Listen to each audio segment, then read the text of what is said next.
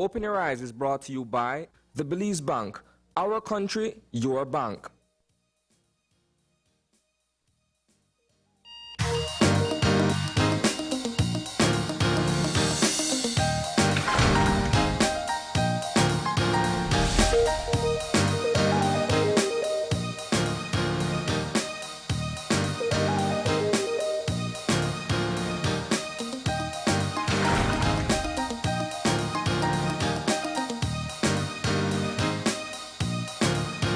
Good morning. Welcome to Open Your Eyes. Start your morning right.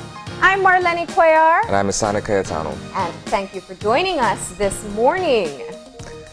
Well, it is the 20th of December. We're a few days away from the big day. Christmas week, officially. Yes, indeed it is. Yeah. By the end of the week, we'll all be eating our ham and turkey and making the most of this Christmas. Have you bought your gifts? Have you done your gift wrapping? That sort of Well, stuff? I started early. I mean, with all this extra time you have just staying home, Yeah, you can get around to it a lot faster. All right, but we got a weather update, and so let's get into that. Good morning. Good morning. How are you today? I am good, and you? You sound lovely and pleasant, Michelle. Are you ready for the Christmas season? Yes, I am, I guess. You make your black cake and rum popo?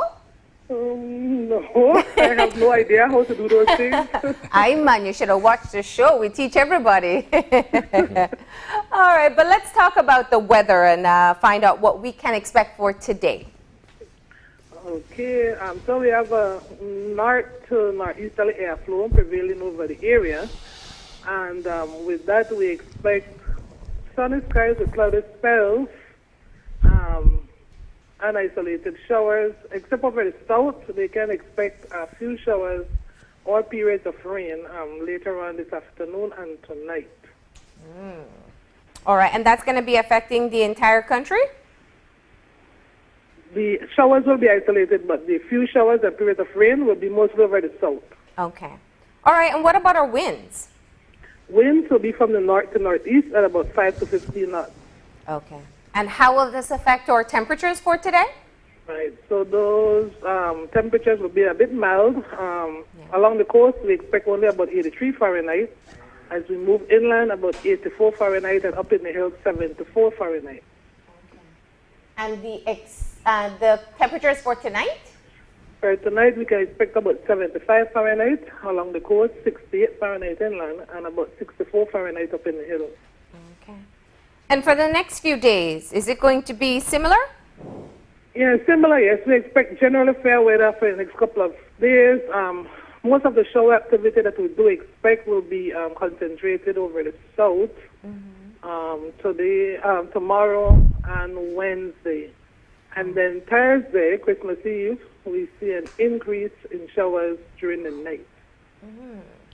I was going to ask you for that extended forecast, but I was expecting better news. So no chill coming in before Christmas? Yes, we expect chilly weather for Christmas. What happens is we have a cold front that is expected to cross either late Christmas Eve night or early Christmas morning. And so it will be cloudy, windy, and cool Christmas morning, but we do expect some rain, mostly light rain though, on Christmas morning, because the front will just be crossing the country or over the country when you get up Christmas morning. I hear the smile on your face for bearing that good news. You're the weather Santa today.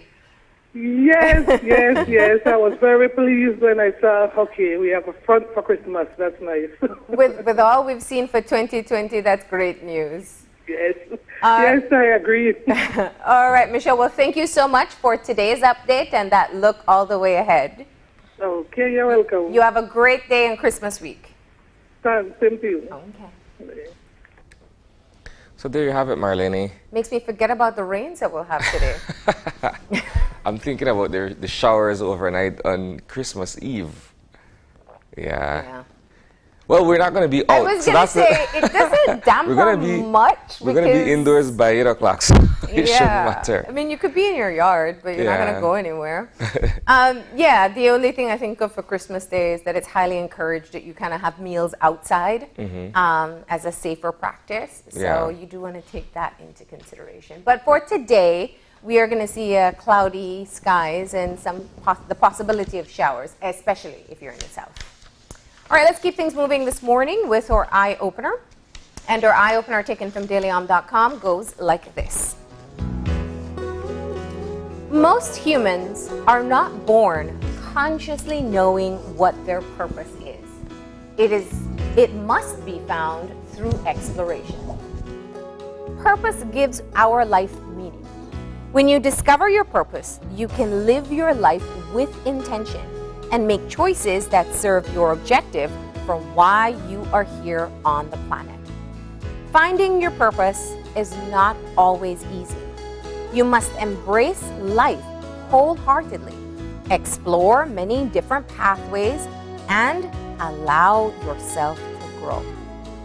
Your purpose is as unique as you are and will evolve as you move through life. You don't need anyone's permission to fulfill your purpose, and no one can tell you what that purpose is. Finding and fulfilling your purpose can be a lifelong endeavor. To figure out what your purpose is, ask yourself, what drives you, not what forces you out of the bed in the morning, but what makes you glad to be alive.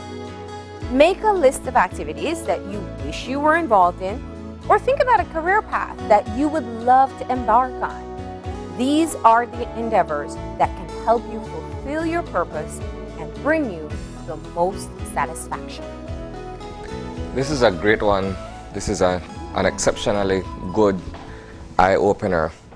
I think most of us journey through life looking for our place or a sense of purpose. What are we here for? What do we belong to? And what has us going? What keeps us going?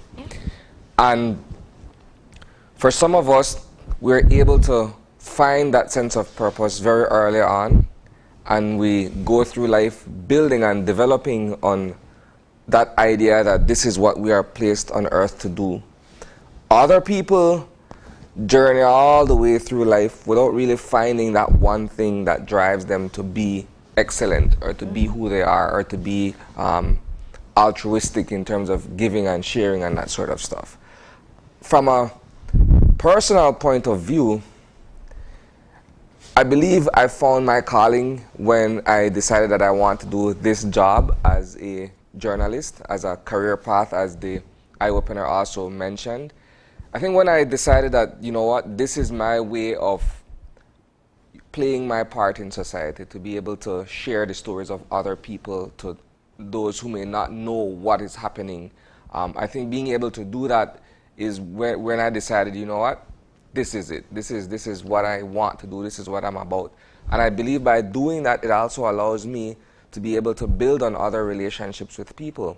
And so it for me, drives home the idea that when I wake up in the morning, that's what I wake up to do, you know. And like I said, for me, I was able to find that at a certain point, but there are other people who journey through life still trying to see, you know, what has me going, what has me here, you know. You know, this is perhaps one of my favorite conversations to have with people, and not everyone can have it. That's what's interesting. There's some people who either, you know, they're being shy about their response, or they're being genuine in their response. Say they've never thought of why they, as this individual human being with such with a unique background and a unique personality and unique skill sets, are placed here as a part of our human race, what they think that purpose was, or is, I should say. And I find that, you know, it's not as clear-cut for a lot of people. Sometimes it's career-based. Sometimes it's based on the type of activity you're involved in. You know, you can be able to serve your purpose by doing different types of jobs. And sometimes what you think is your purpose in the beginning kind of changes as you gain more experience when you go along. And so I think that it's such a critical way of being able to understand what you are doing and why you do it. And the questions that the eye opener gives us, which is looking at whether you're glad to get out of bed in the morning, what drives you to be able to go, because we have a choice at any point in time, what drives you to continue to do what you do. It really helps in bringing that clarity as to why you are living the life the way you do. And it's it's the end of the year. It's a great time to reassess things. And I'd say, try to have this conversation. First of all, give it some thought process for yourself, and then try to have it with others. And it really is a deep and meaningful conversation that you can learn a lot about other people. Yeah, well, to echo what you're saying, you should look inward first and find or rejuvenate your thoughts by looking at what your purpose is today and what you aim to achieve tomorrow, right? In terms of becoming a better person, or in terms of being able to help others succeed in whatever their goals or objectives are. And I think that the key thing is don't confuse purpose with career. Some purposes can be fulfilled through a specific career path, but it's not the same for all. And so I think that it's just knowing the things that you can do that really feed you and feed you in a far more spiritual sense than the physical realm. So I love the eye opener. I really encourage you to have that type of conversation as we close off this year. But we got to get moving into some of the news for this week. It's a short week, and we're coming off a very, very rough weekend. There's quite a lot to report on, so let's shift gears to Eye on the News.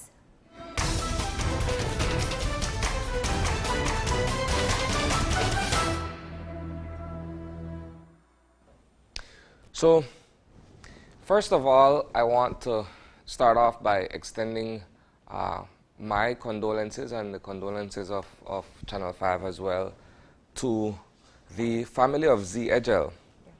Z. Edgel passed away yesterday at age 80 at home in St. Louis, Missouri. Now, for those who may not know, or for those who may not be familiar with Z. Edgel, she is one of our famed authors from Belize. She is the author of books such as Becca Lamb and In Times Like These.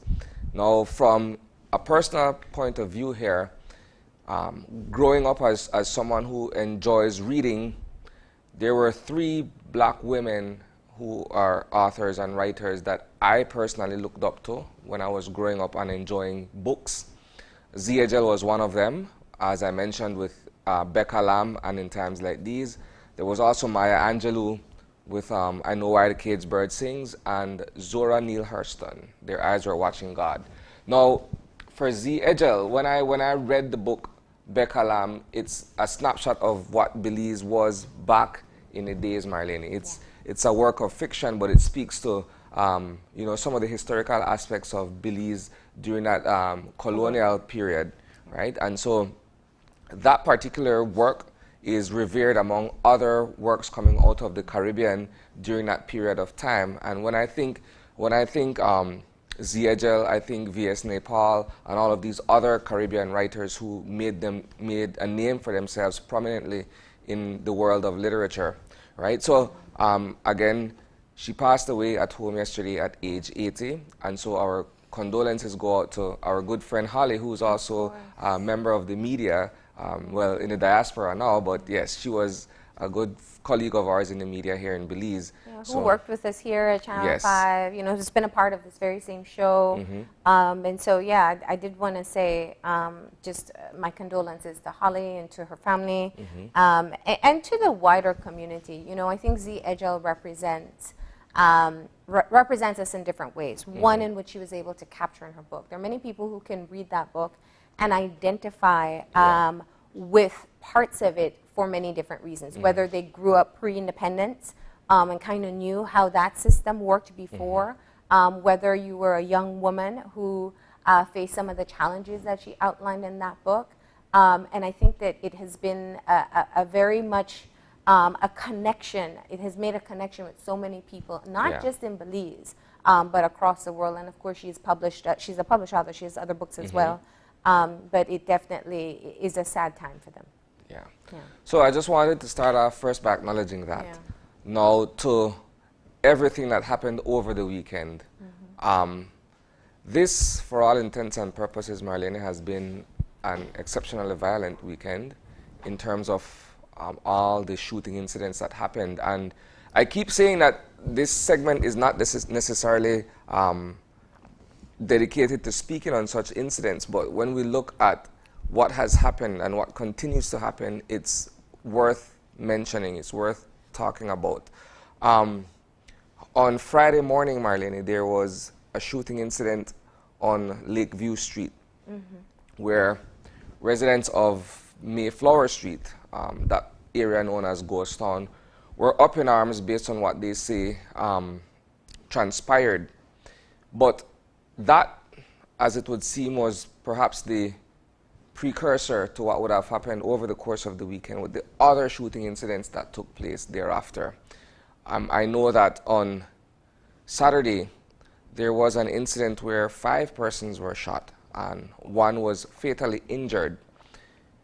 The irony, in a manner of speaking, of this particular situation is that the very location where this incident happened was the location that was featured in our story earlier in the week, where the U.S. Embassy had joined forces with several other community organizations and other persons to try to bring about some kind of meaningful change among young men who are caught up in the world of gang activity and what have you. And so we are not saying that what transpired on Saturday is a direct result of that. That's for the investigators to determine who are the players and what transpired there. We've not been informed as to Yeah, who the we victims haven't are. been given the specific names of the victims. Suffice to say that 5 persons were shot and 1 lost his life as a result of that attack. I believe you mentioned that the U.S. Embassy has also provided a comment, again, based on the fact that this was the location where the Auto Care initiative was born, and funds had been put forward to help those in the community to embark upon that particular path, to move away from gang activity. Right? So that was the other point that we wanted to raise. Now, there you have it. That was the opening of the Auto Care. As we mentioned, regrettably, that was the location where the incident took place on Saturday. Now, we're yet to hear from the Belize Police Department. They usually call their press conferences on Monday mornings, so I believe there should be an extensive conversation as to what took place there and if at all these incidents are related. There was another one yesterday as well, Marlene, where an individual was shot and he attempted to drive himself to the hospital to seek emergency medical care. However, he lost consciousness and passed away en route to the KHMH, where I understand the vehicle ran off the road, and that person, as I mentioned, succumbed inside the vehicle. The point again here is that there seems to be an unabated spate of crime that is happening in and around Belize City and perhaps in some other parts of the country. And it begs the question now, what the department will do, or what the broader Ministry of Home Affairs will do to be able to stem the violence that we're experiencing. I know that there is a new Minister of Home Affairs, and he has his vision of what crime fighting and what the domestic issues of the country are supposed to be. But we're living in a time where we're seeing a spike in violence, and something needs to be done post-haste. It would seem that a lot of the shootings that we have reported on so far have been gang-related. I know the commissioner spoke of doing some interventions in those areas. It was in St. Martin's specifically they were working at first. Yes. Some people would tell you that to an extent perhaps those interventions are useful in terms of the message being sent across for them to kind of find another way of resolving whatever their issues are. Other people will tell you that it's a futile attempt, that notwithstanding all the sessions that are held with these various individuals, they have their mind bent on what they want to do in terms of exacting revenge. And so it becomes a situation where you do have a lot of innocent people who may very well be caught in the crossfire, or you know, there's an age-old expression where we say, well, if we don't get Harry, we get his sleeve. So people do become collateral damage, in a manner of speaking, because of that. But like I keep saying, it is a situation that warrants urgent attention, and I'm not sure if what we're doing at this point is sufficient enough to be able to stem what we're seeing in the streets of Belize City.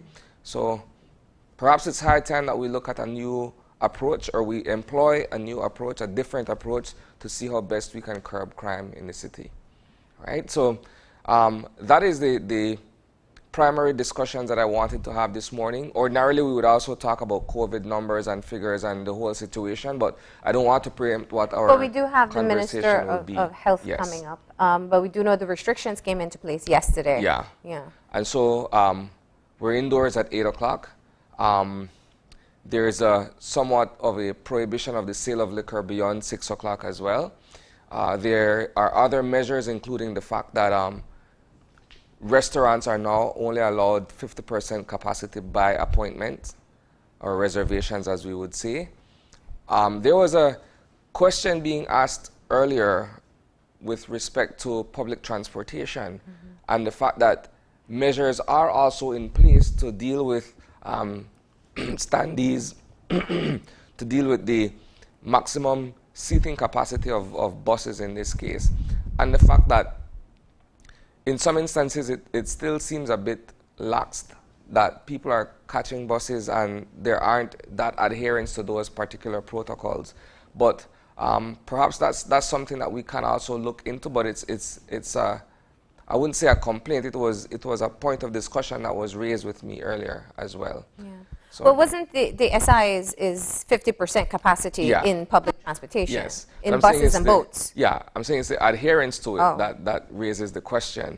Some people, you know, as much as it is law now, some people aren't, you know, enforcing it, or the bus owners or drivers, per se, aren't necessarily abiding by what the new SI puts forward. So the only question that I have, and this is more so from the point of view as a citizen and not only as a media personnel, is the fact that the curfew and other parts of this new SI do not have a definitive date. Whereas in the past, whenever we've had any form of either a state of emergency or curfew or anything that falls within the ambit of the COVID response, we have been given specific dates. So for instance, the previous 10 to 5 curfew expired on Saturday. We knew that because that date was set. This time around, it's indefinite as to how long we will proceed in that manner. And the fact too as well that the numbers based on the World Health Organization's new protocol for determining the recovery of COVID victims, the numbers have dropped dramatically from where we were at around 4,000 some odd people to a little over 1,500 and some odd. So again, I don't want to get ahead of myself because this conversation will be had with the Minister of Health and Wellness in our upcoming segment. But that's just a rounded view on the eye of the news this morning. Of course, these stories and more we'll cover in our 6 o'clock newscast and provide additional details beyond what is discussed here. All right.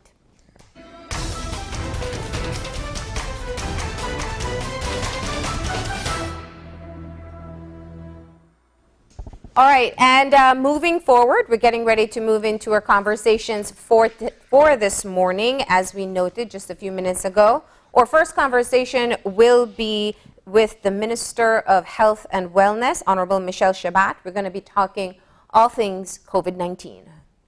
Our second segment, as we've been covering since last week, we're doing a localized version of our Christmas celebration. And with that being said, we'll have locally made Christmas gift ideas and self-care products from Baby Earth Belize. So that's also one I'm going to be looking forward to as well. All right. So that's what we have in store for you this morning. We're going to go ahead and take a break. When we come back, we're going to be joined by Honorable Michelle Chapat to talk about the latest situation of COVID-19. So please stay tuned.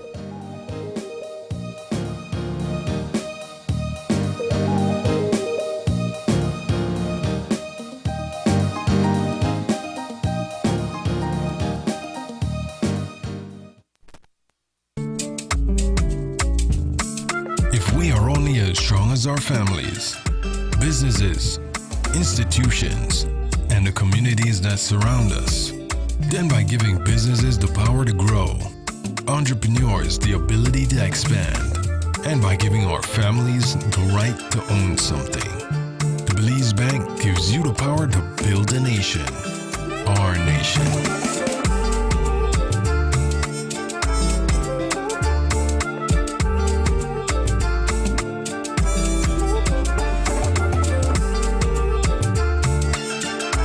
We are stronger together. The Belize Bank. Our country. Your bank. It's a fact that your credit lasts longer when using Smart. During these times, we're all trying to find ways to cut costs and save the little resources we have. With Smart, it's easy to do that. It's a fact that with Smart, your credit lasts longer. You can call Smart to Smart and Smart to Digi using your promo credit, while with the other guy, you can only call on-net, Digi, or BTL numbers. What does this mean? You get to call any national number using your promo credit. Your promo credit is free, so that call is also free. Know your facts. Don't be tricked by the other guy. Be smart and save your dollars.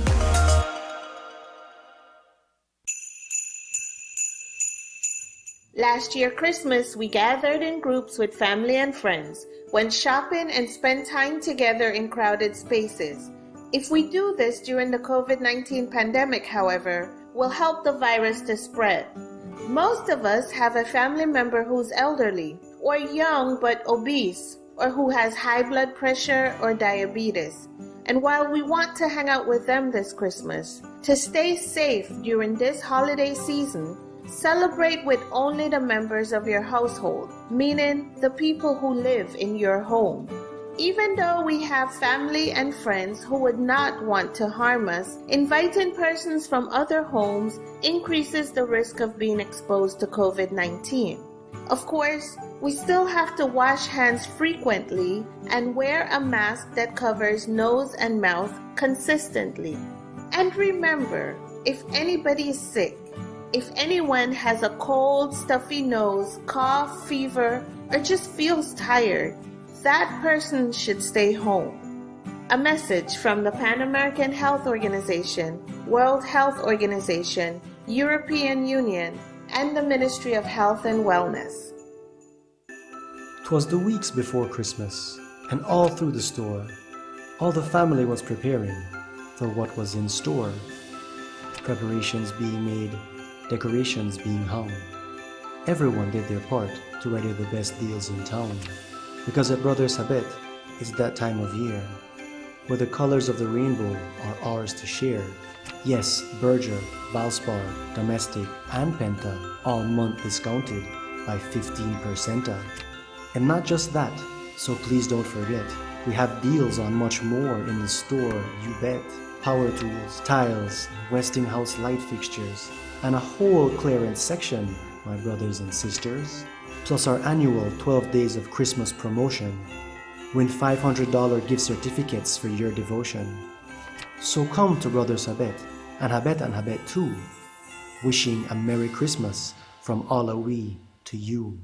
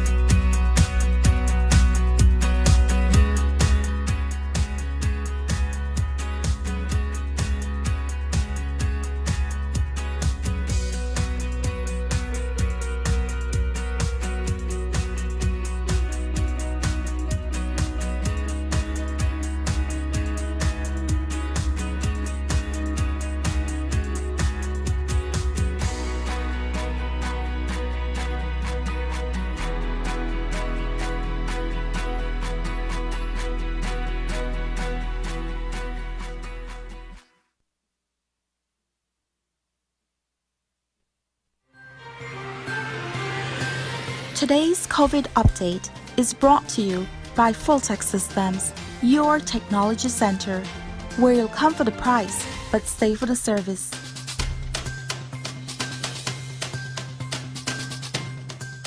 And welcome back. As we mentioned earlier, we have been joined by the Minister of Health and Wellness, the Honorable Michelle Shabat, to discuss with us the COVID situation in Belize and, of course, what government's response is going forward. Good morning, Minister Shabat. Morning, Isani. Good morning, Marlene. Good morning, Belize. Thank you for the opportunity to be with you this morning. Let's begin by, first of all, discussing the statutory instrument that recently came into effect that deals with where we are as a country and how we're moving forward in respect of the COVID-19 response. Is there any specific part you would want to highlight as we commence this conversation? Isani, thank you. I think there are several portions of the SI that are important. I think the first part of it, where we have moved the curfew from 10 to 8, is noteworthy. I think people need to understand that. I know there has been some confusion and many questions have arisen, especially in relation to the inter-district traveling in the north, Corozal and Orange Walk. And I think it is important for me perhaps to just explain that a little bit, because many questions have arisen in relation to that. And the concept here is that we're not restricting anyone going and coming from work. We're not restricting anyone who's conducting business, including people operating in the food industry. If you have a medical emergency, if you're involved with tourism or tours, we're not prohibiting you from moving. If you're involved with purchasing of essential supplies, food, we're not prohibiting movement. If you're looking to obtain medical treatment, water, essential things like that, we're not restricting movement.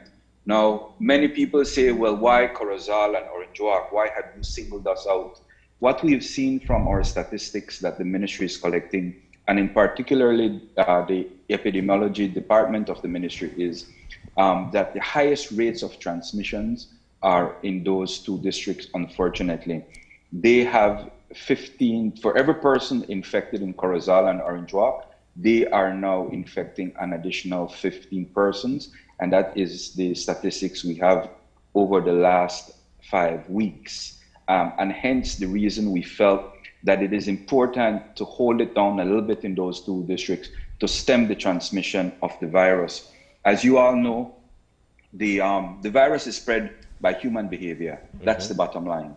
And unfortunately, in those two districts, we have not been able to stem it with what was in place before. And we felt it was important to now put in some stringent matters, at least for a period of time, to try to curb the rapid rate of transmission in those two districts. Now, it does not mean that in the other districts we don't have transmissions. We do have. We are a bit concerned. We're now seeing a rise in the cases in Cayo, and so we are going to be reviewing that to see if there are any additional measures we need to take. I think it is important to underscore. People are asking, okay, so when do these SIs come to an end? It doesn't have a date. This COVID virus is a very fluid one, and the circumstances are changing almost on a weekly basis. And so what we've done here, we've implemented a set of rules that can hold the position until we see that things have changed, until we see that in Corozal and Orange Walk, the numbers are going down consistently over a period of time. Then we will feel that it is time to lift it. And as well with all the other restrictions. So I just wanted to lay that on the table at the beginning. No? Now that number, and it seems, I think it is a very critical point to discuss. When you're talking about a reproduction rate of 15, I know the ideal that we should be working towards is 0 or at minimum 1. So that's to really show you how far it's how much it's spreading. My question is, given what we're seeing internationally, does Belize have the capacity, or are we seeking access to be able to test the virus that we have found in country? I know you keep abreast of news where the UK has now identified a new mutant strain that is seen to be far easier to spread. They don't know how severe, and they're not saying it's leading to severe forms, but it spreads a lot easier. Do we know the actual strain in country, and are we testing to ensure that we're not seeing these types of mutations? Right. So I think, Marlene, it is important also to highlight that yesterday, many European countries locked down flights from the UK into other European countries because of this new strain and this new spread that's occurring in the UK. Here in Belize, our epidemiology unit is tracking the virus and the strain we have here. And I will be very frank with you and to tell you that we're doing the best that we can with what we have here in country, but the unit is tracking and it is making sure that the virus here has not mutated to a different strain. Okay, so that's something that may be investigated. It is being investigated. Okay. It is being investigated. And looking at the issue in Orange Walk and Corozal, given the amount of new infections that you're seeing, and it's based on their population size as well, were there specific behaviors that were identified? Were there more people breaking the regulations that led to that spread? Because I want to be sure that the efforts that are being made will help to reduce the numbers that you're seeing in these areas. Yes, Marlene, it is human behavior, and what we see in Orange Walk and Corozal is community spread, and it means that many of our citizens there, unfortunately, and throughout the country, we've been having this problem. And I can tell you that we're constantly on the phone with the Commissioner of Police, discussing what's going on and the steps they're taking to help us to enforce these regulations. Because what we're seeing there is that people fail to observe these regulations. And that's why we saw the rapid spread up there, no? People are still social gathering. We had reports of people drinking in bars without masks, socializing, people having parties at their homes. And that is throughout the country. But unfortunately, we have seen that it has been caused a more dramatic spread up in the two northern districts. No? Yeah. Now we see. I'll tell you, even at wakes, Marlene, we've had calls coming from our people in the southern part of the country where they say that people are holding wakes, and we understand. We want to say goodbye to our loved ones, but at the same time, they're not observing the protocols and not realizing that. Even in times like these, you are spreading the virus, and I'll tell you, it's been a challenge for our law enforcement officers to really get people to understand this. When I see the reports of the Commissioner of Police every day on the number of arrests that he is making, I'm appalled that despite all the efforts we're making, despite the education campaign, despite the spiraling number of deaths in our country, people still are not curbing their behavior, and that really is a problem. Now, as you are well aware, there was a clamor for a lockdown to be instituted in the country, one that was hotly debated, and we're not venturing into that, but my question has to be, there are countrywide restrictions put in place, and then there's specific restrictions for areas where you're seeing a high reproductive rate. Have you identified and will you publicize specific points as to where we can see an increase in the regulations or stricter regulations coming in place? In other parts of the world, they have them coded by colors, they have them coded by numbers, you're moving into, much like we see with hurricane warnings. Is it not time that perhaps we devise a specific plan where the public is up to date, that we know if we hit that marker, what's coming next? It's I believe it's called a tier system. Yes. Where you actually establish benchmarks, and once those benchmarks or targets are reached, and certain steps have to be implemented, and stricter measures need to be implemented at point in time. We are in discussion, Marlene. We are trying to, at the moment, develop that system within the ministry, and we have initiated conversations with our partners, the Belize Chamber of Commerce, to have some discussions along this way, because it is for us important that while saving lives is our ultimate and our major priority, main goal, we also have to take into consideration our economy, which has been devastated by this pandemic. Although even prior to the pandemic, we were already in a recession. This pandemic has only highlighted that position and made it even worse.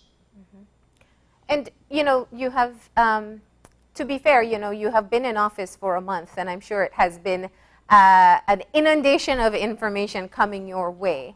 But looking at where we are in the numbers that we are seeing locally, we've had, and I can't say I have the latest information in terms of rankings in the region or the world, but we know that the number of cases is extremely concerning. It is way too high for the population size that we have, as well as the deaths. From the data that has been supplied to you by the epidemiology unit, what surprises you the most? Marlene, I can share with you that at least in the English Caribbean, we are number one with the number of infected cases. And to me, the ever increasing number of confirmed cases continues to shock me. And simply because we have been trying our very best to communicate the need for people to change their behavior. And although we have had many deaths, too many deaths, we've had 220 deaths across our country so far, it does not seem to be resonating with our population, or at least a significant portion of our population. Yes, in fact, we know that based on what the unit has put out so far, that the main, the largest number of people who are contracting the disease. And that is very alarming. I think. Oh, there's a dip in the transmission. Go ahead, Minister. Sorry, Marlene, you're breaking up. You're breaking up. I'm not hearing you. You're breaking up. Kind of repeat what you were saying, Minister. Go ahead. Yeah, I think that the last part of the question I heard was, you know, I think Marlene asked me from the data coming from the unit, what surprises me the most. And I was saying that what surprises me the most is the ever increasing number of cases, positive cases that we have. And I'm saying that despite the major efforts we've been making to communicate the need to follow the regulations, and it is rarely to protect ourselves and our families, people simply seem not to be listening. We've had 220 deaths in our country so far. Hundreds of families are mourning at this time, and yet we still have many of our citizens acting outside of the regulations, and that is very alarming to me. Minister, when you look at what is happening in Orange Walk and Corozal versus other parts of the country regarding the spread of the virus, you would have some people who, while we do understand that the existing law covers the country in its entirety, you would have other people who would argue that perhaps the northern district should be dealt with separate and apart from the other areas in the country that don't see such a spike in the transmission of the virus. How would you respond to that? Because some people would say, for instance, well, if the numbers in Toledo are manageable, are small, but the numbers up north are ballooning, why should PG people, in a manner of speaking, be subject to that very same law that sweeps across the north?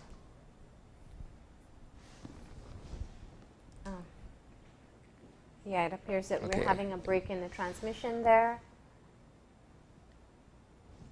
Okay, he's still not there with us yet. Yeah. But as I was saying, you do have conversations with... We've lost the call, so what we're going to do is take that break. We we'll do take have, a break? yeah, All we right. do have more time to converse with the minister. Of course, we want to get the latest updates on what's happening moving forward as we head into this Christmas week. So we'll take a break, we'll get that connection back on board, and we will continue our conversation with the Minister of Health. So please, stay tuned.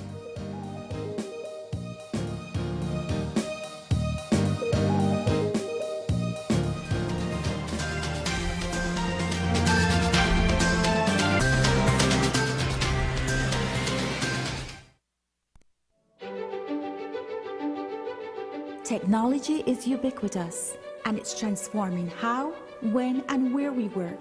Fulltech Systems is placing award-winning devices in the hands of information workers, allowing them to work without compromise in a world without wires, to innovate, create, and to maximize productivity anytime, anywhere, satisfying the needs of the desk-centric remote and field worker and every other worker in between. We are providing the industry's best devices to businesses going through the process of digital transformation. Partner with us today to provide the solutions that will allow your employees to work effectively and efficiently to enhance your customers' experience.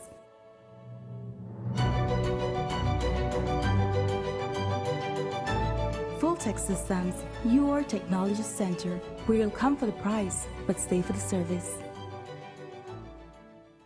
Caused intense flooding overnight in the western and Babe. southern parts of the country. Yeah? Do we need to renew the insurance Sections of the policy? North Price Highway The and insurance the Hummingbird policy? Highway were impassable Oh, as the let me water check. gushed across the thoroughfare. Renew your policies, file a claim, and even send us a message using RFNG online. No, we're good. It says we're covered. Okay, great. It pays to get it right with RFNG Insurance, a road group company.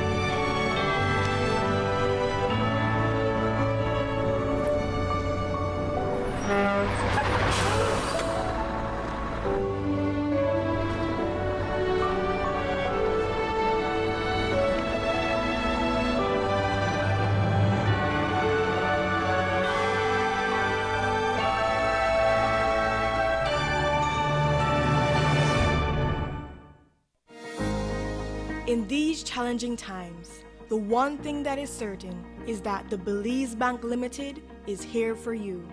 There is nothing more important than your health and safety, and we continue to make every effort to make banking safer for you. Our staff is working around the clock to make sure you can do your banking conveniently 24/7 using our mobile banking app and online banking and keeping ATMs up and running. We value your relationship with us and are here to provide the support you need. First responders are also out there 24/7. Thank you, healthcare workers, security forces, firefighters, caregivers. You are all appreciated. Stay safe. We will get through this together. The Belize Bank, our country, your bank.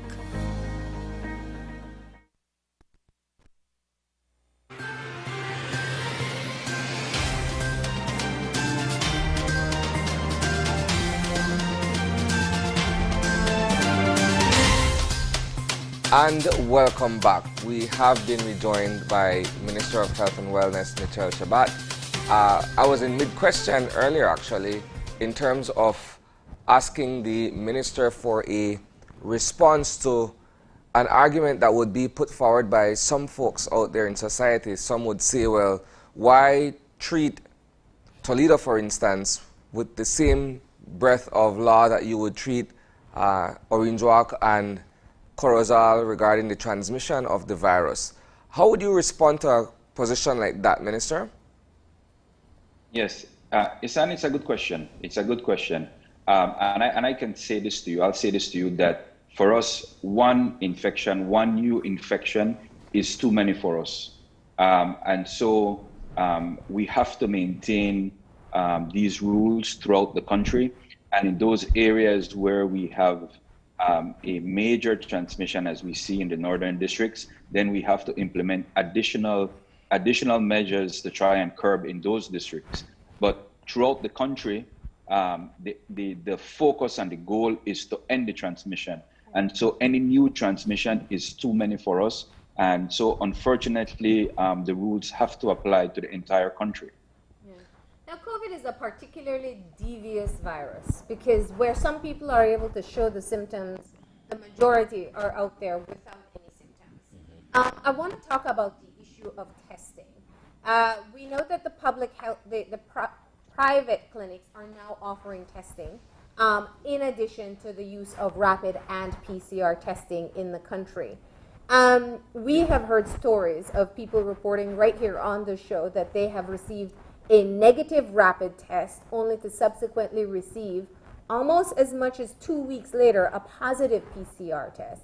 Let's talk about this situation and what is being done. One, to ensure that the results are accurate, that people are receiving before they venture out into the wider community. And secondly, about reducing that wait time for PCR results. Right. So the industry standard, Marlene, is that if you do a rapid test and it is positive, then you are positive. If you do a rapid test and you are negative and you are symptomatic, then it is required that you do a subsequent PCR test to confirm whether or not you are negative. And so that is, we've seen many of those instances where many people have done a rapid test and initially obtained a negative result, but the subsequent PCR test shows that they are positive. And that is consistent with what is required in the industry. So there is no mistake, so to speak, in the results of that combination of results. I don't know if that is clear. Well, I think the concern is if there is a negative, if there's a false negative on a positive person, how do we not know that asymptomatic people are not getting false negatives as well? Well, we don't, and that is part of the difficulty we have. That is the crux of the matter here, Marlene, that as you correctly identified, many persons who are infected are indeed asymptomatic. And so regardless if you're positive or if you're negative, you are obliged to adhere to the public safety regulations. And so even if you do a test and you are negative, you are still required to wear your mask, the social distance, and so forth. And this is part of the difficulty we're having. We really don't know people who are carriers and they're asymptomatic. It's difficult to pinpoint who they are without a positive test. And so the very fact that you approach a health institution for a test would require that you definitely observe all the public health regulations despite the outcome of that test. Yeah. And what about the wait time? Because 2 weeks is excessive long. Yes, Marlene. When we came into office 5 weeks ago, this is the situation. We found that people were waiting 14 days, 21 days. We heard some horror stories of some people waiting up to 33 days for the result of a PCR test. And that is totally unacceptable from a diagnostic and treatment point of view. It is unacceptable that our doctors are unable to say within a reasonable time frame whether you're positive or not, and whether you need to start taking the appropriate medication to ensure that your symptoms do not get worse. That was a terrible situation. We got to work on that rapidly, and I can say to you that wait time is now down to approximately 3 days. When we came into office, we found that there was a consistent backlog of almost 3,000 cases. That meant that you have people being swabbed throughout the country with PCRs, and their results, their swabs are being sent to the central lab for processing. But it was taking so long, and the backlog was just incredible.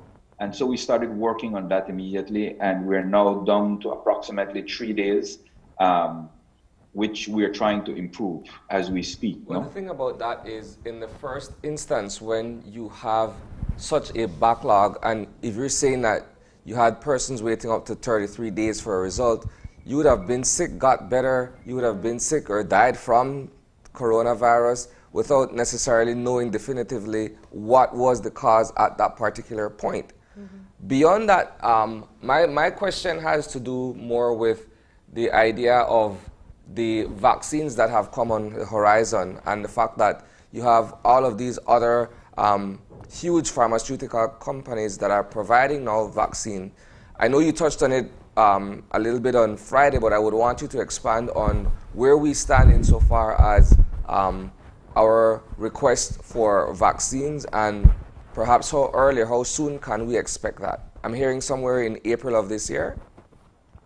Yeah, well, actually, Isani, the vaccines are actually, at this time, they're actually scheduled for sometime between May to June of this year.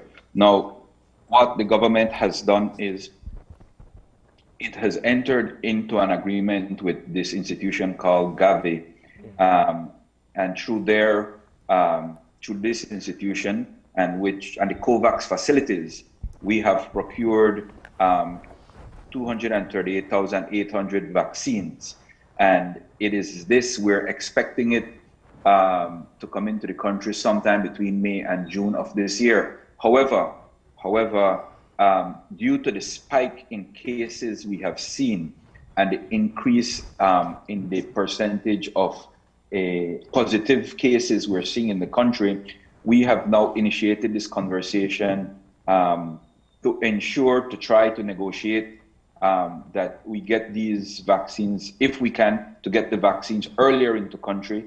Our hope is that we can get it here at least by February. That is our expectation. But I want to say this, we are not limiting ourselves to the COVAX facilities. We're actively looking at other sources. We know that there is the Chinese vaccine out there that is receiving good support throughout the Asian countries. And so we're looking at the possibility of that. I know that PAHO is expecting to review the documentation on the Chinese vaccine, and we're waiting to see if they're going to be giving it a green light. We know that there are other countries that are working on vaccinations, and primary among them, we know that Cuba has some possible alternatives. And so we're looking at all fronts. It is urgent for us to obtain the vaccine and in country as soon as possible. And so this is a major objective for us at the ministry at the moment. What is the standard that's going to be used by the Ministry of Health in the approval of vaccines by WHO before use? Because you are right, there's the Russian vaccine, the Chinese, the Cubans. These are vaccines that we don't know whether they'll be vetted by these international health organizations. Do we have a standard that we're going to use locally? Yeah, we adopt the WHO standards, Marlene. Those are our guiding principles. Okay. But I want to say very clearly that while that is the mainstreaming world organization and institution, we're looking far and wide, and we're looking for a solution for our people. And so we're not going to limit ourselves to any one source. For us, it is important to obtain an effective vaccine so that we can protect our Belizean citizens. Access is definitely of priority to get vaccines, but of course, yes, once we do get vaccines, as we're seeing in other parts of the world, it's not going to be the full 30% that we've requested so far. It will be kind of batch by batch, which means the protocol for dissemination is going to be of utmost importance. Right. We had been told previously under the last administration that the protocol for the COVID vaccine would be similar to that of the flu. High-risk populations and healthcare workers. Is that still the same for the rollout of the COVID vaccine when we get it?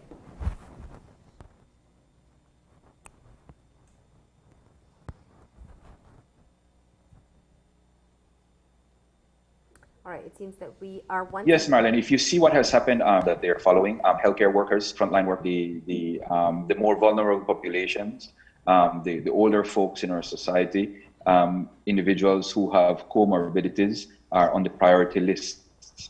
And so we follow that prescription. Mm-hmm. So that's what we can expect once we do get access to the vaccine. Yes. Okay. Now let's move it forward to talking about treatment and the hospital access that people may have. As you know, a few weeks ago, there were stories of people who were dying in the parking lot at KHMH, or who died in the parking lot at KHMH waiting for access. We heard from the board member, I believe it was the chair of the board, Dr. Sosa, on Friday, about a capacity for 38 to treat COVID and COVID suspect patients. Are you aware as to what was the issue, why these people didn't get admitted for care, and has there been any intervention to be able to remedy that situation? Yes, Marlene. A new board has been named to the KHMH, and these guys are working to make sure that many of these things are corrected. I don't want to get into too much of the particulars of that case because of whatever legal ramifications there may be. But I want to say very clearly that we are looking at the entire operation of the KHMH. It is our flagship institution, and it is a national referral hospital for the country. And so it causes us concern when we see these things happening. And I can guarantee you that the new board is up and running and that they are looking at these things and to make sure that they are implementing corrective measures. We have constantly been in communication with them. We are looking at what their shortfalls are in terms of equipment and in terms of human resource to make sure that as a ministry and as a government, we can support them and to make sure that they have all that they need to be able to provide the best possible healthcare in a timely and efficient manner, Marlene. But I think what has happened at the KHMH kind of underscores what the reality is. And I want to say this very clearly. Our frontline workers, our health, or doctors and nurses and public health officers have been working constantly since March of this year, and many of them without a break. And I'll tell you, it is difficult. It has become difficult for them. They are exhausted, and we have very limited human resource that we can turn to. And so again, our emphasis has been on education and trying to implement these public health measures because it is important for people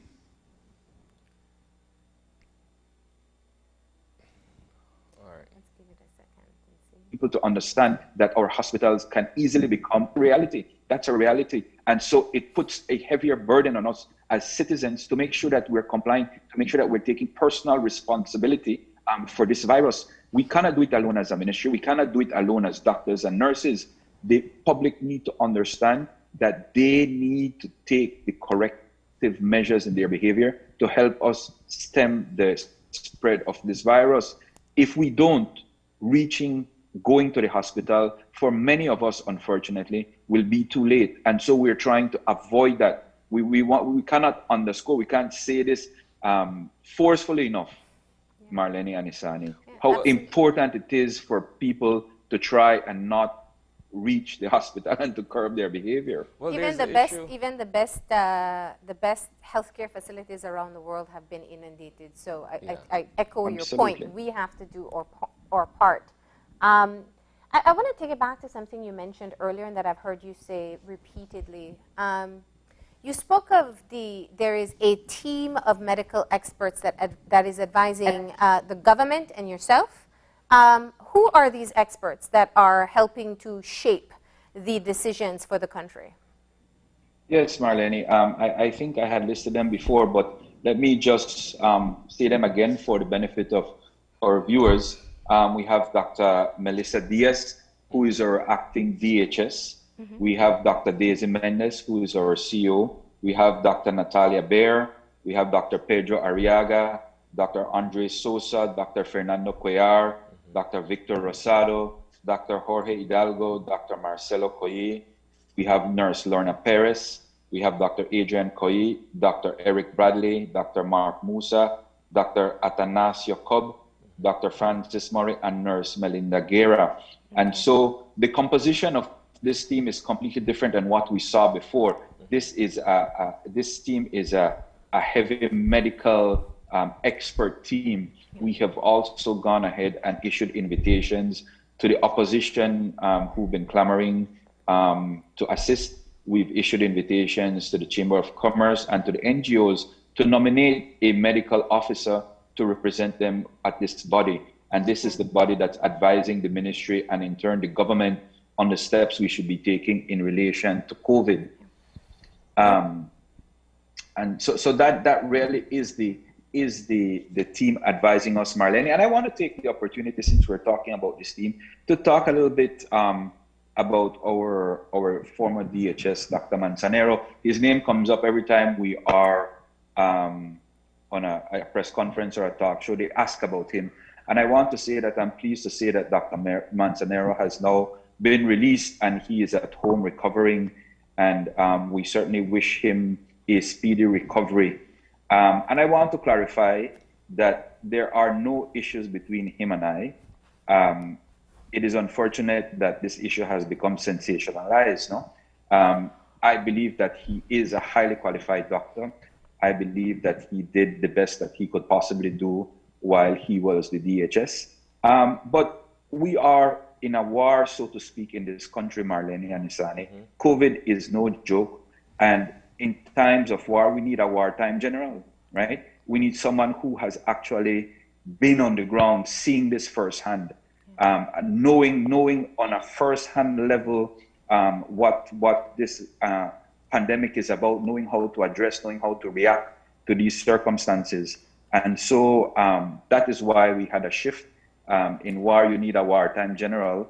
And we found in Dr. Diaz, that person. She has been on the ground. She has been on the front line battling this virus. And so we placed our trust in her to lead this team.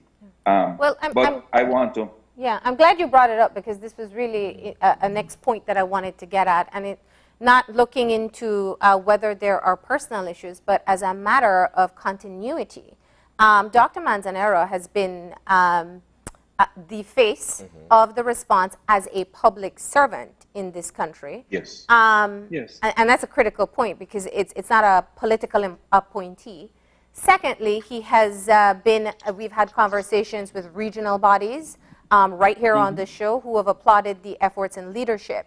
Will he be included in the panel of experts? Because from what you were saying, it sounds like you were saying he's replaced as Director of Health Services, and I want you to confirm that. And secondly, will he be included as someone who has led the first part of the battle against this pandemic, if at least for anything, not for effort, but for continuity in the efforts? He continues to be a part of the Ministry of Health and Wellness, Marlene and Isani, and clearly we are not gonna throw the experience and the knowledge that he has. We're not going to throw that away. Actually, we look forward to his full recovery and for his reincorporation into the Ministry of Health and Wellness.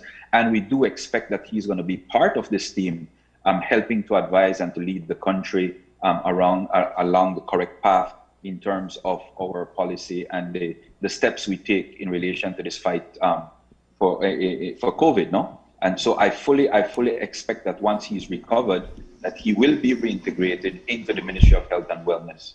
And on the advisory team? Absolutely, okay. Absolutely. Yeah. Let me go in a slightly different direction here, because you've mentioned repeatedly the need for us to play our part individually, which to me speaks to messaging and public awareness.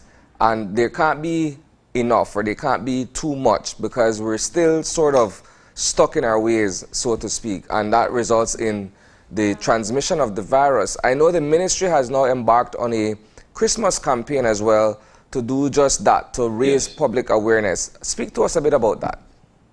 Yes, so the ministry last week launched its Christmas campaign, and it's around a theme called "It is better to have a safe Christmas season than to attend a funeral during the holiday." And so when you look at the video and the different print material that the ministry is releasing, it comes in a very dramatic fashion, but it is really to underscore and to highlight the reality of what is happening on the ground. And again, it is part of our messaging and our continuous messaging that it is people, it is our behavior. It is our behavior that is causing the transmission of this COVID, and our behavior has certain consequences. And so the video we have currently circulating dramatically highlights that. And again, we are trying to find a way in a very dramatic way, for people to understand the need.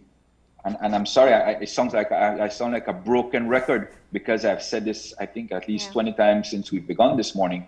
But it really goes to the absolute need for us to curb our behavior. I can't say it enough. It is human behavior that is causing the spread of this virus, and this is what our campaign is trying to do in a very dramatic way, to bring this home, to bring this message home to our citizens. Yeah, it is, and don't worry, we in the media say it all the time, health officials say it all the time, and we have to keep on saying it, if only as a reminder to one new person what we need to do. Yes. How concerned are you? You know, I'm sure you've seen the data over the past, 7-8 months in Belize. And what we do see are these periodic spikes. When you look at the 7-day moving average, which is a far better accurate way of seeing the numbers, you see a spike after long weekends, you see a spike after September celebrations, you see a spike around particular time, as we saw after the elections.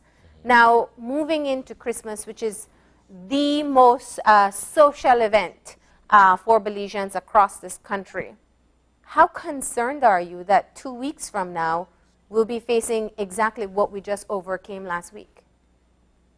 Very much so, Marlene, because indeed this is the time of the year where we want to share with family and friends. And the new regulations we have put in place is to try to curb that precisely. But we know that there are going to be people who will try to circumvent that. And I can only pray, really, it's a prayer, it's a matter of prayer now, that people will understand what breaching the implications of what that could have on their families and on the people that they love. And I would hope that keeping that at the forefront of their mind will restrain them, and will in fact have a Christmas, a virtual Christmas, and share with their families virtually. I mean, this is, as I said earlier, you know, I myself, I love Christmas. This is my favorite time of the year, but I'm also conscious of the times we're living in. I am fully aware of the reality out on the streets. And so for me, this Christmas and for my family, we're going to be a little bubble at home, no? It's going to be the 5 of us, and we're going to be reaching out to our family members by Zoom and WhatsApp and so forth. And I would hope that I can impress on everyone in the country to adopt this same method of sharing this Christmas season. Now, what's your closing message to people as we start to round things off? I know all things COVID-19 come with a number of challenges. The regulations are in place, the messages have been out, but we're just not seeing the level of effect of all these efforts up until today. What do you want to say to the Belizean people? Again, Marlene and Isani, I can't help but to try and emphasize again the need that we have as a country, as a people, as families, as communities, as individuals, to take personal responsibility for this virus, for the spread of this virus, and to understand that right now a little bit of limitation, a little bit of staying at home and just being within your family bubble will help us down the road. It will help us to save many lives. And so I want to underscore that. I want to ask everyone to kindly observe these regulations. They're not intended to hurt you. They're not intended to destroy your business. They're intended to help us to stem the spread of this virus in this country, to which we've lost too many lives. We've lost 220 lives to date, and 2 life is too many. But I also, Marlene, want to take this opportunity to thank our healthcare workers who are out there every single day, putting themselves on the line for us to keep us safe and to preserve our lives. In many instances where, to our own default, we find ourselves at their steps. They too are human beings. They too have families that they have to go home to. And so I'm asking everyone this Christmas to reach out to them, do something special for them. Our Prime Minister in our inaugural House meeting spoke about the concept of adopting a healthcare worker a frontline worker for this Christmas. Please, if you can, do something nice for them. Send them a food basket, send them their ham and their turkey. Let them know that we appreciate what they have been doing for us. We understand the sacrifices their families have made to keep us safe and to keep us alive. I think that is important. I also want to say, Marlene and Isani, that as a government, we are not blind to the needs of our people, especially those who are affected and are made to quarantine. And so we have reached out and we have started giving what we call quarantine food baskets for those of our citizens who we require to be at home. We know they need help. We know that if we're asking them to stay at home, we need to provide them at least with food and a small stipend. And so these are things that we're putting in place to help our citizens to remain at home, to keep the rest of our population as free as possible from COVID. And so in ending, I just want to say thank you for this opportunity. I want to wish all Belizeans a safe Christmas, and I want to beg everyone, and it's really begging, that they observe these regulations. It is for the good of our country. It is for the good of our families and our communities. And please, let us work together. Let us join hands together in this fight against COVID. It will take every single one of us working together, working from the same page to keep our country safe and our people from dying from this dreaded disease. Unfortunately, and I don't mean to be dramatic, but I've been visiting our hospitals, and I did visit the unit in Belmopan, where you can observe our people who are afflicted by this disease. And it is not nice. It is not a pretty sight. It is not a nice thing to see, and it does impact you in a very dramatic way. And so again, I'm asking everyone to please observe these rules. Your life depends on it. Our lives depend on it. So thank you all very much. All right, thank you too. All right. Well, we do appreciate it. And of course, there are the hotlines that people can call. Those are still active, right? They are active. They are active. Yeah. They are active. So if people have symptoms, they call the hotlines and they're instructed as to what to do from that point forward. Yes. I think that, all right. Well, with that, we want to say thank you. Are we still there? Yeah. I think we had a dip just now. I'm just reinforcing, we have the hotline for people to call the Ministry of Health if you do have symptoms, if you know you have come in contact with a positive case. Please let's remember to do our part as well. We want to say thank you to the Minister of Health and Wellness, Honorable Michelle Shabat, for having this conversation with us this morning, and we appreciate the update. Stay safe. Thank you very much. Thank you. Bye-bye. And with that, we're going to go ahead and take a break. Right? And when we return, it's for locally made Christmas gift ideas with our friend Madeleine Guerra. She's the owner of Baby Earth Belize. Stay tuned.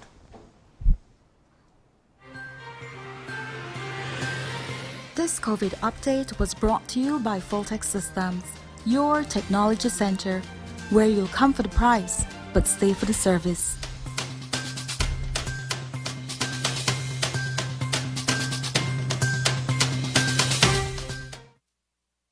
Smart got you this December with the We Kinda Christmas promotion.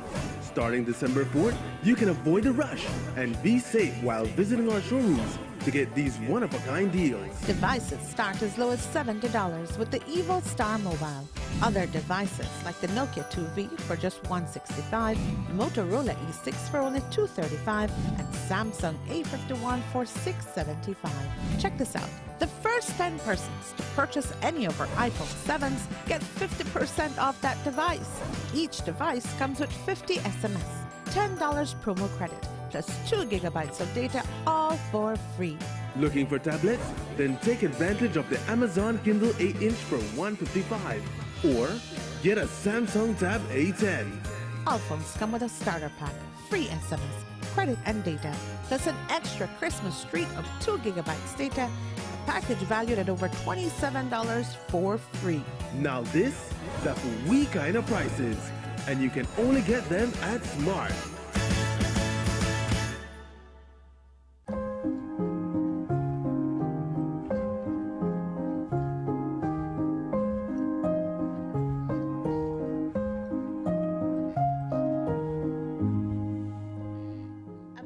message from the Pan American Health Organization, World Health Organization, European Union, and the Ministry of Health and Wellness. Have a holly jolly Christmas this December with NextGen. Contact us today to sign up for free service installation or reconnection and receive 1 month free on your acquired service. Celebrate the spirit of the season by entering our grand raffle. This month, new and existing customers can enter a chance to win a 40-inch smart TV or up to 3 months free bundled service with a Debo 3. Visit our office for a chance to win today. Our raffle will be drawn live on the national channel. From our NextGen family to yours, we wish you peace and joy throughout the Christmas season. NextGen, powered by Central TV and Internet.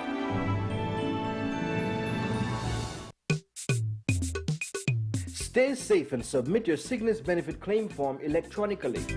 Follow these 4 steps. Step 1. Obtain your medical certificate. At consultation, the doctor certifies your days of illness and provides you with a medical certificate. Step 2. Fill out your sickness benefit form. Complete all the fields in parts 1 to 4 on the front page of the sickness benefit form. Step 3. Request your salaries record form. Contact your employer for your salaries record form. Step 4. Submit your sickness benefit claim form. Scan or take a clear picture of the sickness benefit form, salaries record, and proof of bank account. Email the documents to claims@socialsecurity.org.bz within 14 days. You will receive an email reply confirming receipt of your claim. After the submission of all documents, your claim is processed for payment to your account. For any COVID-related illnesses, contact the Ministry of Health for further guidance. Social Security Board, safeguarding you, your family, your future.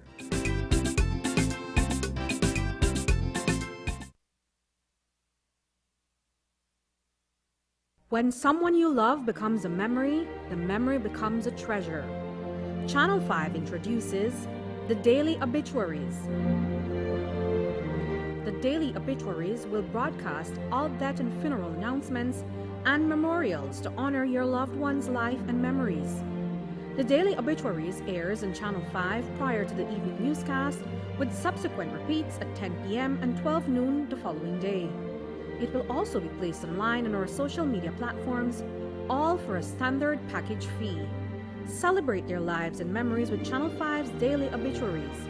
Honor in life and reverence in death.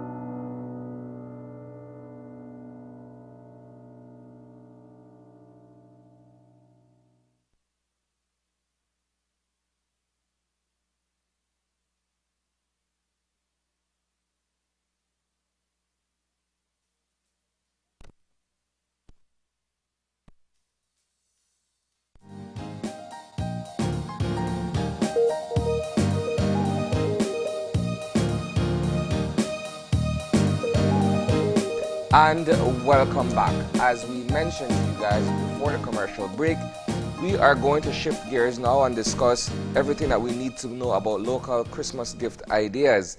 And we have our good friend who is the owner of Baby Earth Belize, Madeline Guerra, and she's going to talk to us about self-care products from Baby Earth. Good morning, Madeline. Good morning. I'm so excited to be here today. Thank you so much for having me. All right, Madeline, this is really interesting, the products that you have. But before that, I want to get into what prompted you to move in this direction in the first place. So tell us your story. So Baby Earth, well, skincare is something that I've always been interested in. I lived in the US for quite a while, and while living there, the climate that I was living in was completely different from that of Belize. So it was freezing cold, it was dry all the time, so I had to find products to care for my skin at that time. Like, my skin was so dry, so it was completely different, and I really went on this journey to find products that were great for me.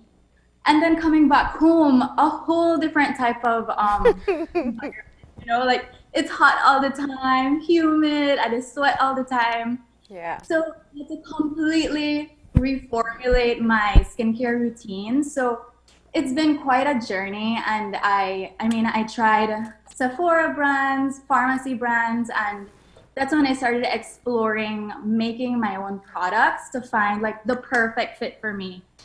But Baby Earth as a skincare business came about in January of this year, so we're really young. And we started offering natural products and eco-friendly products, but the skincare side of the business really came about as a few months ago, and people were like super interested in our products, and now we offer like a wide variety of products from face serums to moisture relief sprays. So I've really it's been a total journey for me with skincare. You know, it's been fascinating to have these conversations with new entrepreneurs over the past few weeks, especially for Christmas. Most of them are saying, you know, I just started doing it for me, and then suddenly it became something that everyone else wanted. At what point did you realize this making your own skincare products had a business potential as well, and make you take the jump and do it? Yeah. So that was really recently. Like I said, it hasn't even been a year that we really started all of this, and it started off really small. Like, I was like, okay, let's try just a few products and see what people think. But then like people were asking like, oh, do you have this, and do you have this, and do you have this? And I was like, oh my gosh, like people genuinely are interested. And I feel like having a natural brand, a natural Belizean brand, only makes it better, because people are constantly trying to change the way we do things, you know, like it's always been like chemicals. And I mean, the US culture is all about like Botox and stuff like that, which is ridiculous, you know, like I think Belizeans really appreciate nature and environmentalism. And I think having that as part of the business is really important, and that's what people are looking for. And the process of researching the ingredients and what we had available in Belize? Yes, so that's totally new to me as well. I mean, we've been doing it for the past few months, and I think that Belize has so much to offer in terms of locally made natural products, you know, and we really use them as much as we can in our products. But we're always encouraging people that, like, if you see potential for other ingredients that can be added, like, please, like, I think Belize is just at the brink of like really exploring this industry, you know? Yeah. All right, so tell us about the products that you do have at this time. So Baby Earth has a variety of skincare products. I mean, it ranges from face serums. I have one of our bottles here. All our bottles are glass bottles. I mean, again, like, we really try to promote that sustainability aspect of the business. So like, we're not really using much plastic. So glass bottles, it is for us. We also have a mustard release spray, which is one of our best sellers. People have told us so many things about this. I mean, people even are like, what you put in that is like that gozo. So where did that idea come from? This idea really came from like, you know, like you go to the gym and then like you're sore all the time, but you need something to like just pick up and give you that little bit of energy. So this idea really came about from that. And it's really lightweight. Like it's not heavy in much. It's not heavy, like it's not a heavy feel. It's really, really light. It's like just a gentle mist, but it's packed with really good ingredients that really help to soothe the muscles. So we've gotten really great reviews. But does it smell like the one that everyone makes fun of, right? Are you going to walk away smelling like Bengay? Literally, but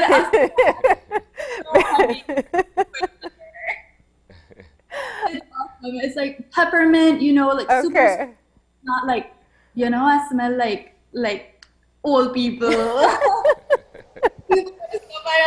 All right, good. I you know, I have to make sure, right? So I know. So we really try to bring that aspect in everything that we do, you know, like we try to keep it lightweight, you know, like we're really considerate of the environment that we're living in. Like you don't want to feel heavy with a lot of things on your body. So it's super lightweight. It smells really great. So like all kinds of people tell us that they just really love the smell, and every single product that we put out goes through a wide variety of people until it's perfected, you know. So I want to hear from the younger generation. I want to hear from middle-aged people. I want to hear about what everybody has to say and all the different skin types, and even hair types, you know. Which brings me to my other product that I have here is our hair serum. This also is super great and really considerate of our environment because, you know, like it's a humid environment, so I really want to try to figure out ways to reduce the humidity in your hair, you know? Yes. So, this is just an example of our serum.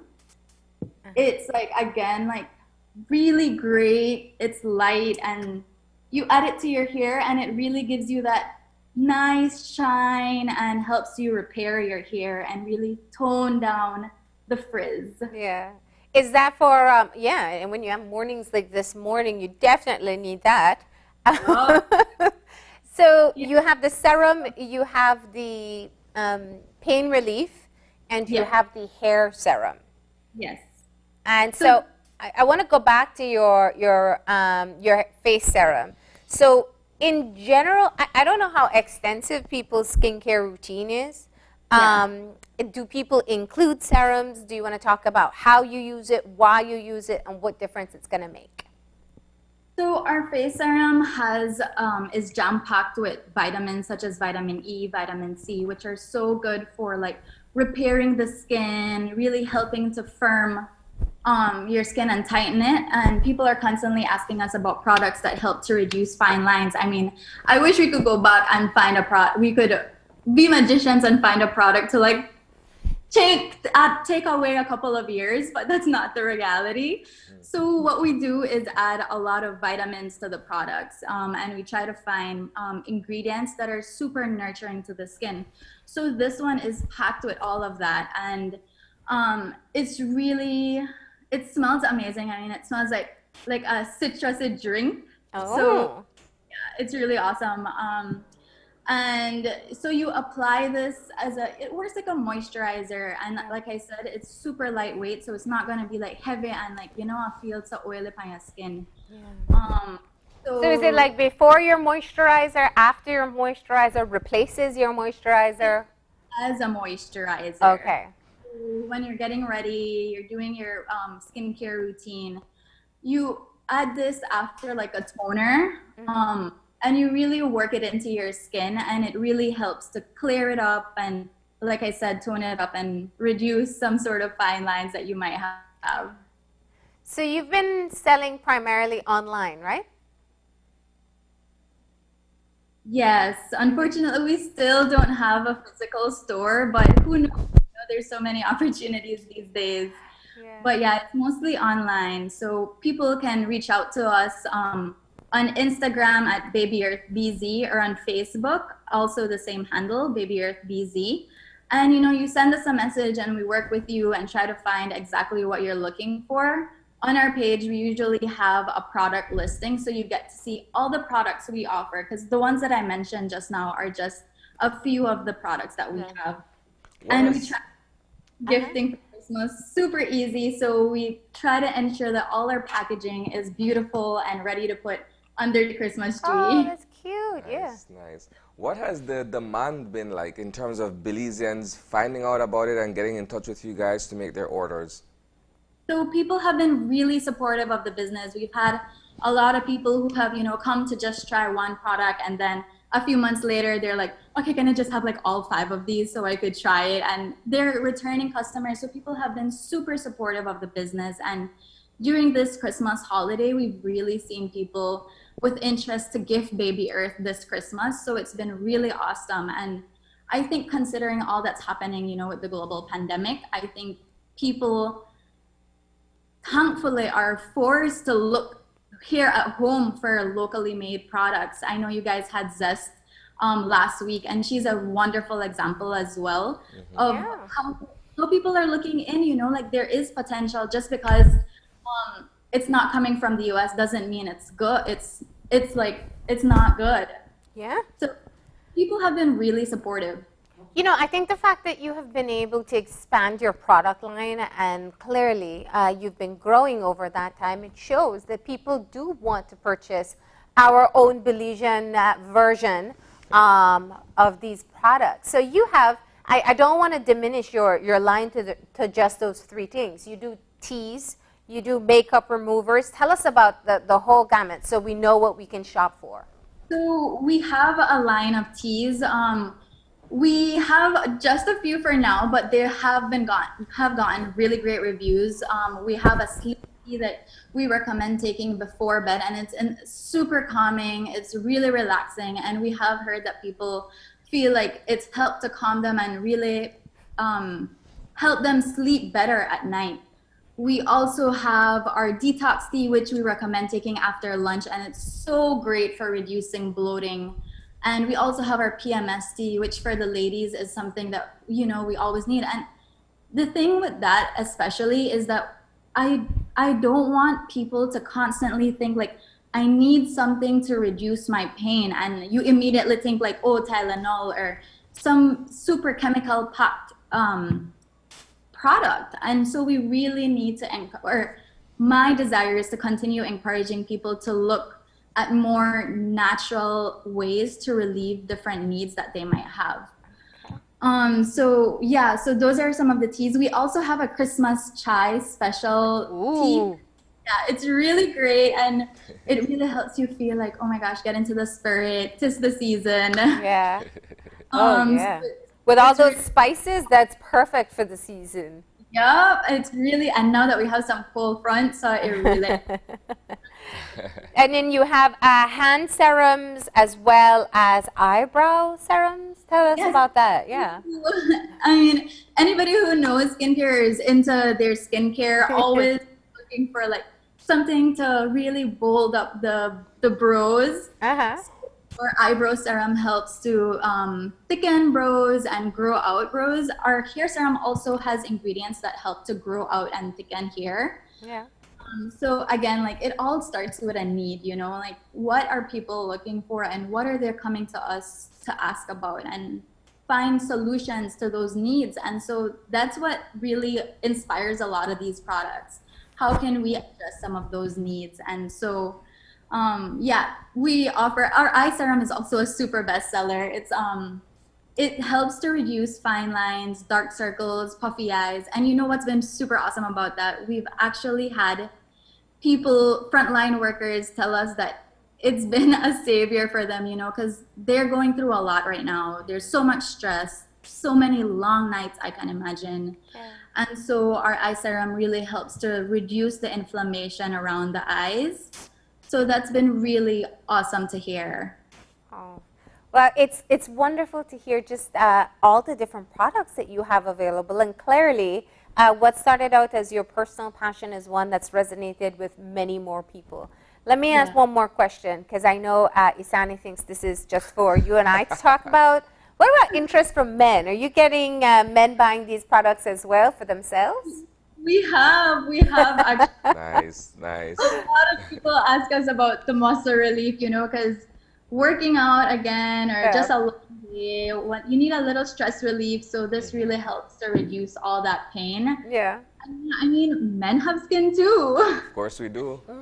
Skincare is for all people, all ages. So we have had that interest, from the males. All right. What has been, and this is my final question, Madeline, what has been you have persons who are ordering products from across the country. In terms of shipping and getting the products directly to where they are, what has that been like for you? That has been really interesting, especially during this time. I mean, we started off the business when the world was COVID-free. However, as it moved on and continued becoming a pandemic, we had to start addressing different issues. And one of those issues was there was a total lockdown. Then it came that different districts were the services that we were using were closed because they were being affected in-house. So that was a challenge, but we really learned to work with the consumers. I mean, we now have, we're based here in Belmapan and we do free delivery here in Belmapan.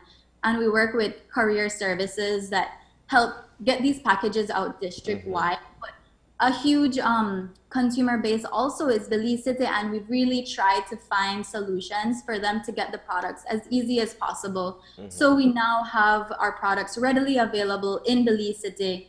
And of course, we work with different stores, stores that are still open. I mean, it's a struggle for everyone, but we do try to work with different businesses who have physical stores to showcase our products there. And that's been really fantastic as well, because sometimes people don't trust using a courier service and you pay for your products beforehand. You get it 2 days later.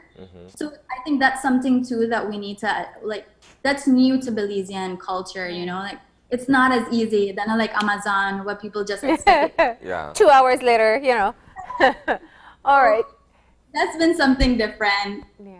Well, what about what's available for Christmas? Do you do gift packages?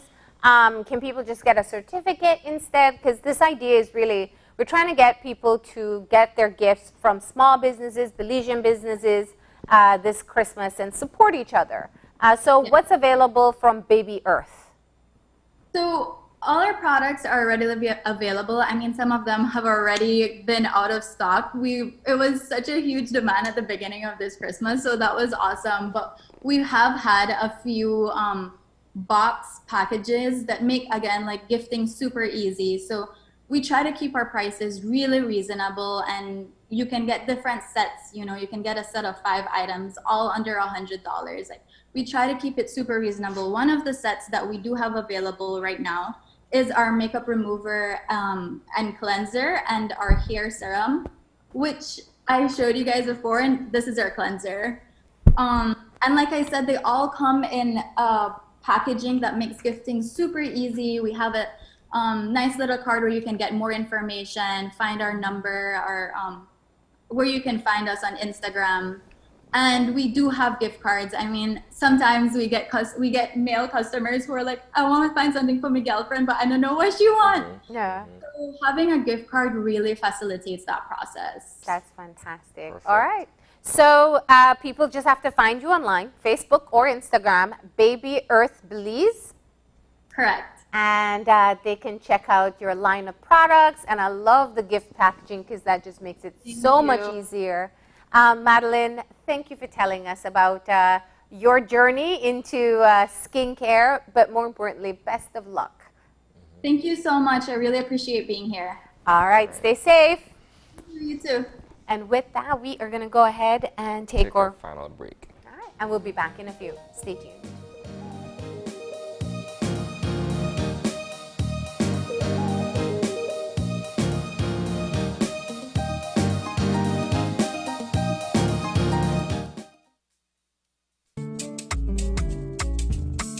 If we are only as strong as our families, businesses, institutions, and the communities that surround us, then by giving businesses the power to grow, entrepreneurs the ability to expand, and by giving our families the right to own something.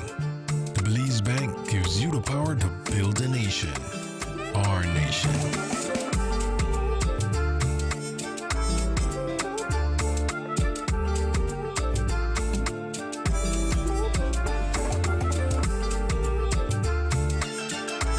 We are stronger together. The Belize Bank, our country, your bank. Every day, young persons are infecting older and high-risk family members and friends with the COVID-19 virus. This Christmas could become the super spreader event we've all been afraid of. The end result is suffering and a horrible death. Please, do not let a couple of hours of fun cause a lifetime of mourning and pain. Practice physical distancing, wash hands often, and wear your mask properly. Staying home this Christmas will ensure many more with your loved ones in the years to come. A message from the Ministry of Health and Wellness.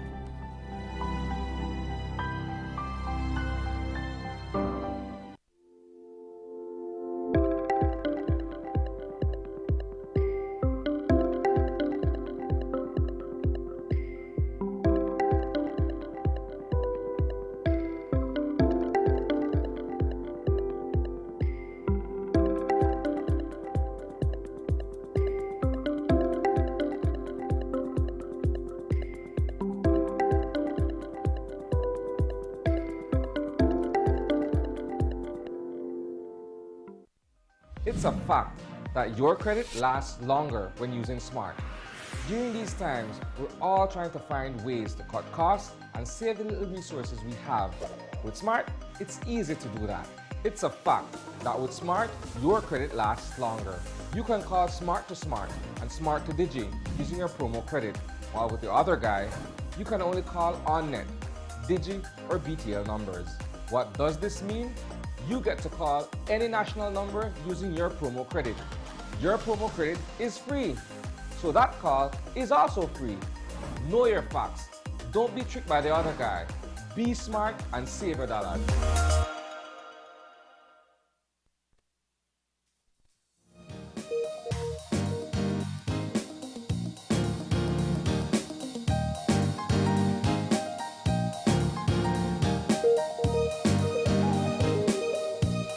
And we are back. Man, that was a diverse, Yeah.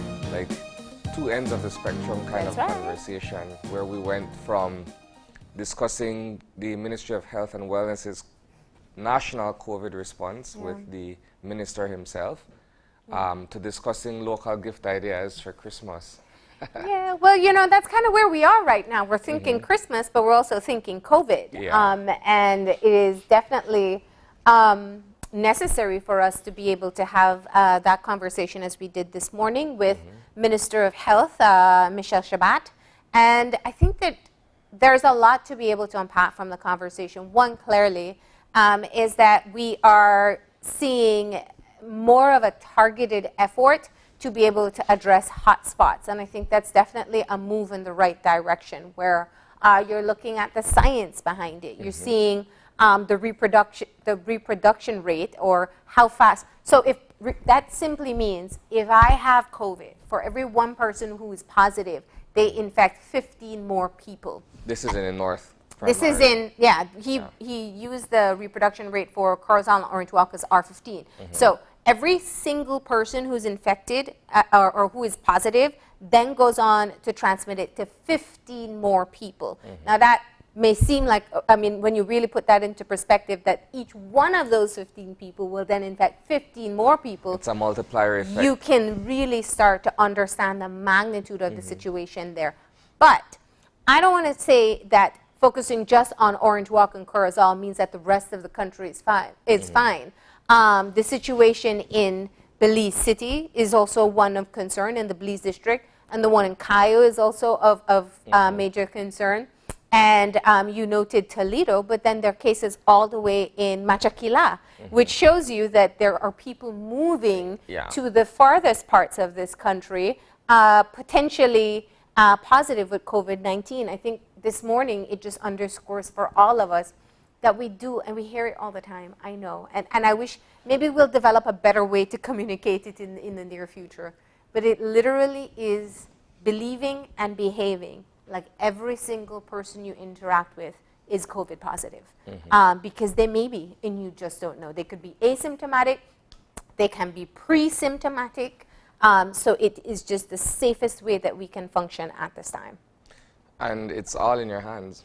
Yeah. It's a matter of being able to sanitize, keep your distance, wear your face mask, and adhere to the protocols. We're in a new SI. We're under a new statutory instrument that governs movement and all those other stuff. So to have the minister be able to, you know, elucidate on certain parts of the SI as how it affects us, to me was also interesting, because a lot was said on Friday, but we got more clarity on those specific points this morning. Absolutely, absolutely. And you know, I know that it is difficult to the idea of compromising on things that we're so used to around this time of year. I think I said it before, we did. We managed this year without Carnival, without a lot of the things that we were accustomed to. And so we just have to adapt for these particular situations. I likened it to a friend of mine. It's like, you know, when you want results that take hard work, maybe it's a diet, maybe it's gym, you know, it has to hurt a bit. It has to be uncomfortable for a bit for you to get what you want. And that's what it is. For us to hit back, get back to a situation where things feel easier and more comfortable to move around, we have to put in our hard work. And that's what we're doing right now. We got to stick to those regulations, and we have to be rigid about it. Do remember there's several hotlines. There's the police hotlines to report any social gathering over 10 persons. So just go ahead and call, that's 0800 parties. Now, if you feel symptomatic, or if you know you've come in contact with a positive patient, don't go anywhere. Just stay home and call the Ministry of Health. That's 0800 MOH CARE. So those are the numbers that you want to call to make sure that you can make the right report to the right agency. All right. Yeah. And then our final point that we were discussing, as I mentioned, had to do with our last guest and her products that she has on sale, well, not in stores, but online, for persons who are interested in giving a gift of a locally made item, a hair care product or what have you, skincare product as well.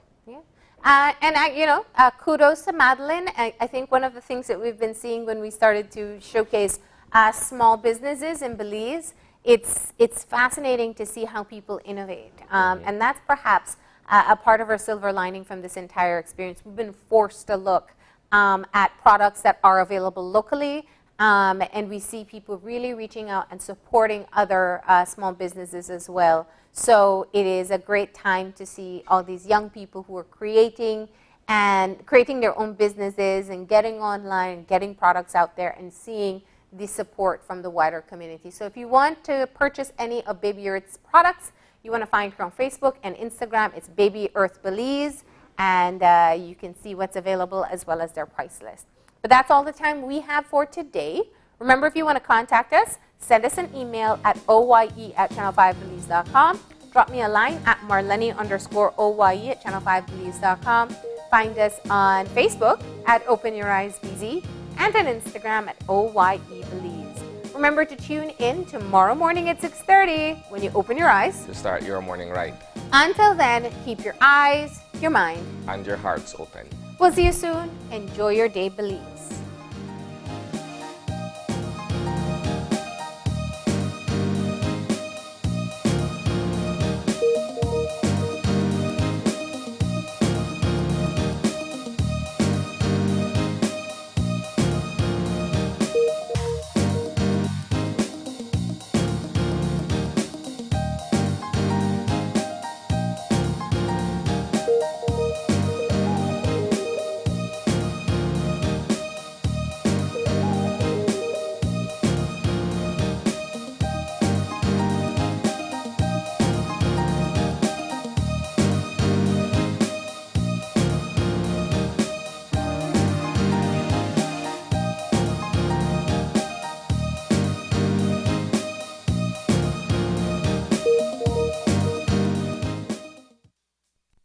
Open Your Eyes was brought to you by the Belize Bank.